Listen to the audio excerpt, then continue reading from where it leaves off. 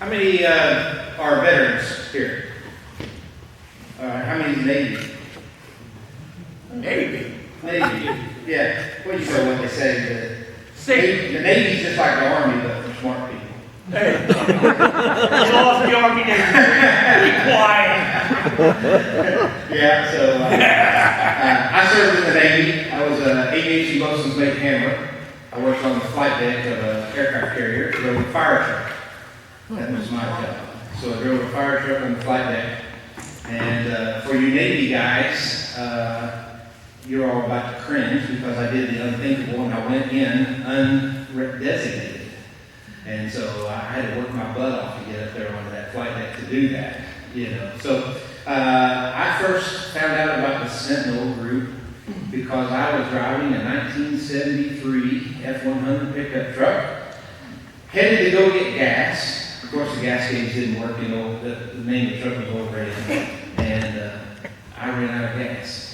And someone, and I don't know who it is, Brent maybe might know, but someone from the Sentinel group stopped and went and got me gas. And that's how I learned about the Sentinel group, and that's how I ended up meeting Brent and knowing you all. So, and so I'm a big car guy, I love cars, that's what we do. Armed Forces Racing, that's what I'm here to talk about, but they say you have to start out every speech with a joke, so I am the master of joke telling, just so that you're aware, you know. So I've got a couple for you. What did the one casket say to the other casket?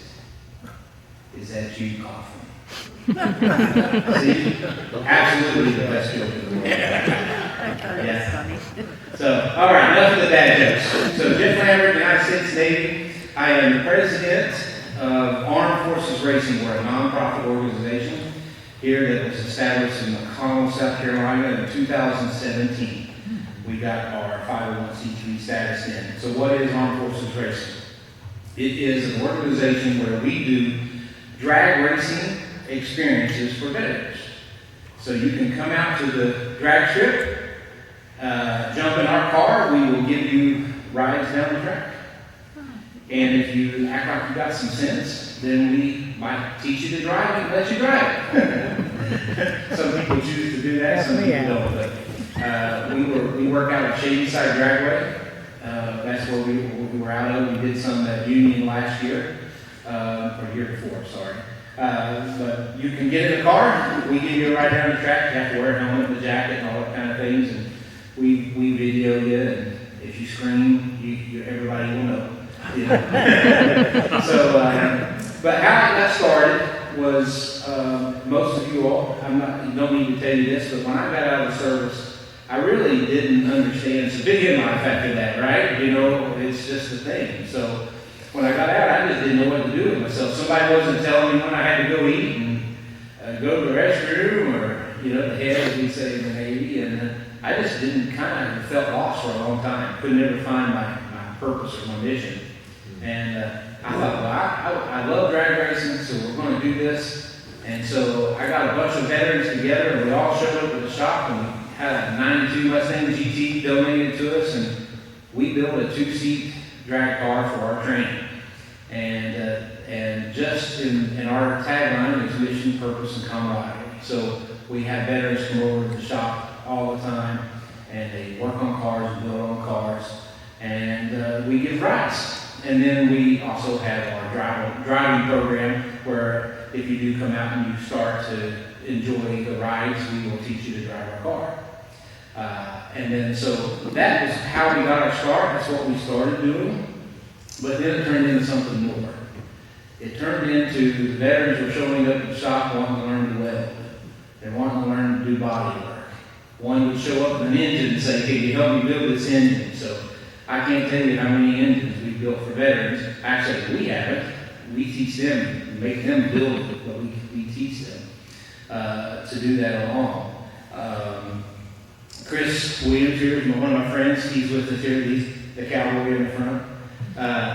We used his shop a couple of, that's been, I don't know, it's pre-COVID, so 2018-19, we had a whole group of people come from Minnesota down, and we must have 13 veterans in there, and they showed them all how to work bead rollers and do body work and all that kind of stuff. So that kind of morphed into that. We paired up with Cleveland Community College, and we got some scholarships, and so we started sending veterans to their auto body shop up there at the community college. So that we're just all about cars. That's really what we're about, but we're also more about doing a lot with the veterans as far as letting them be around like-minded people.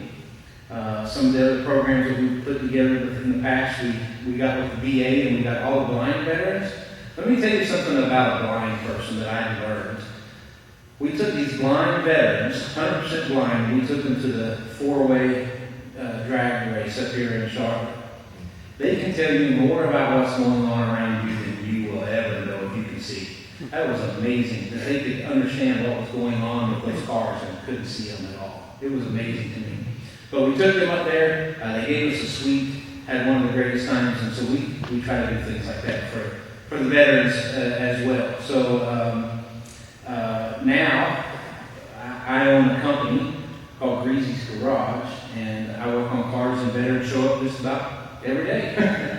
They show up to work on something, and we love it. So if you're a veteran here, if you want to learn to work on a car, or you know how to work on a car and want to teach it, definitely get with me, because we could always use somebody around the shop to help with the veterans that come around.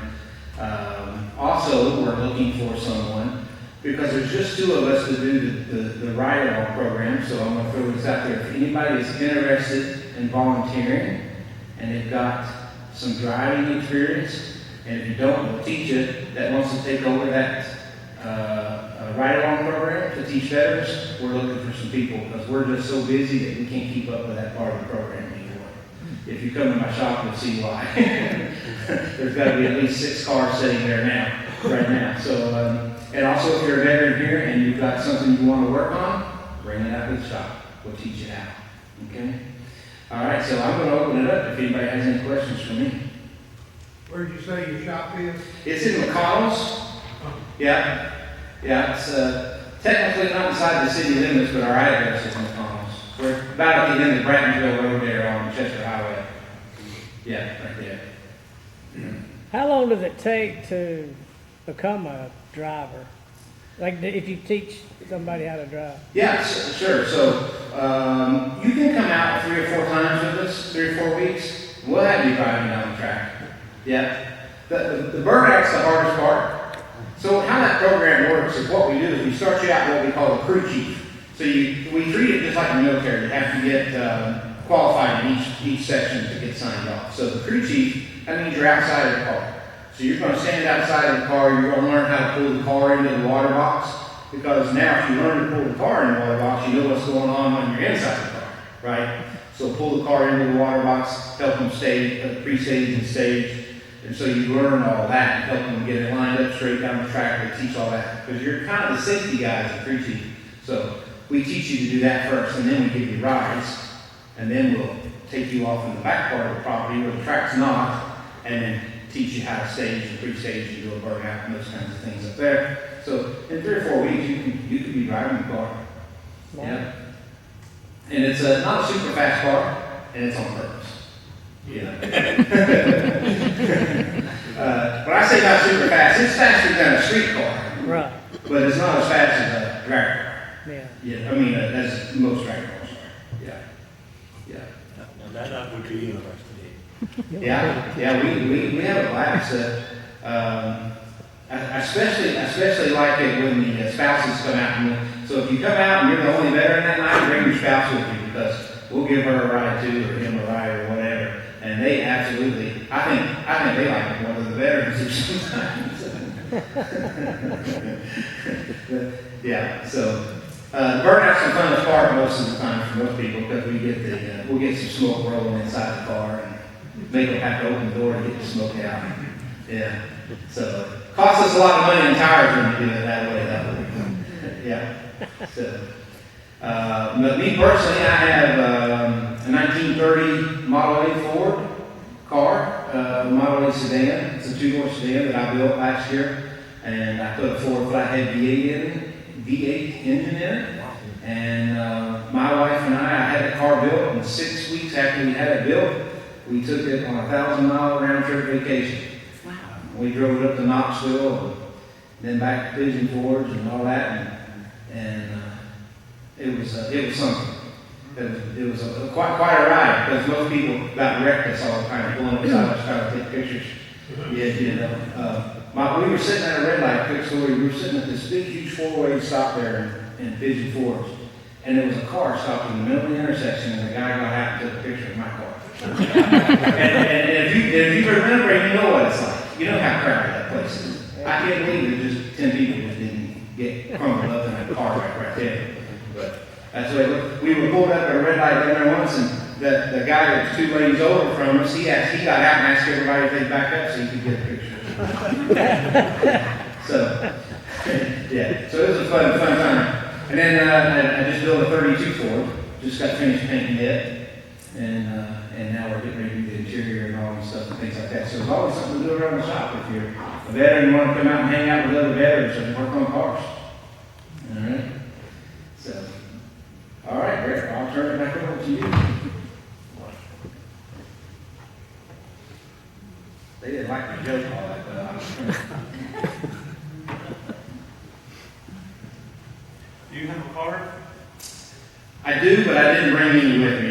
Yeah, they're usually sitting in the tow vehicle, and I drove the wife's Toyota pickup truck.